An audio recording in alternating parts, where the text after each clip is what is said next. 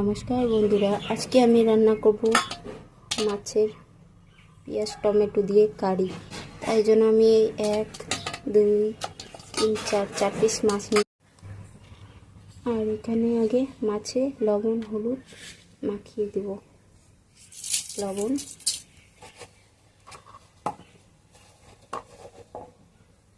রসুনগুলো ভালো করে বেটে নেব শিলপাটায়। আদা রসুন আমার বাটা হয়ে গেছে, এখন এক থালাতে তুলে নেব।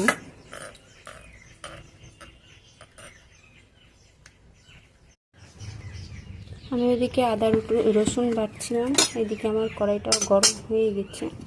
এখন আমি কড়াইটাতে তেল দিয়ে দেব। তেল আমার ভালো করে গরম হয়ে গেছে, এখন মাছগুলো দিয়ে দেব। মাছগুলো খুব সাবধানে দেবেন,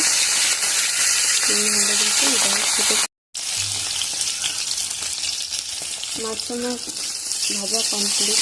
ঠিক আছে, লাল লাল করে মাছটা তুলে নিয়ে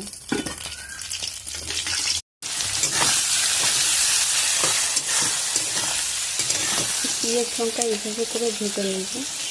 এখন ওই যে আদা আর রসুনটা বেটে রাখছিলাম ওটা দিয়ে দেবো।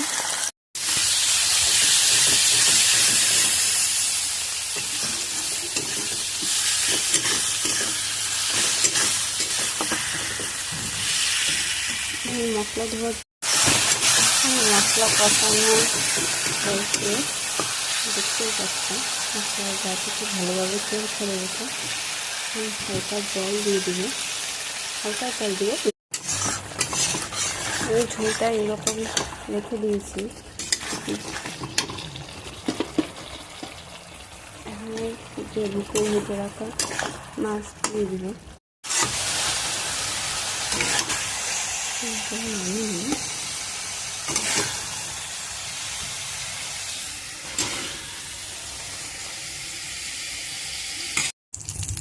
কড়াই আমি মাছের ডিমটা ভেজে নেব। মাছের ডিমটার মধ্যে লবণ হলুদ আর একটু লঙ্কা গুঁড়ো মাখিয়ে নিচ্ছি।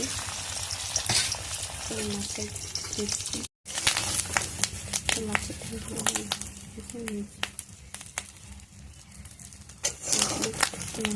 ডিমগুলো ভাজা। এই হলো আমার ফাইনাল থালা, ডিম ভাজা, মাছের পেঁয়াজ টমেটো দিয়ে কারি, ভাত, লেবু আর লঙ্কা। এই যে আমার মেয়ে।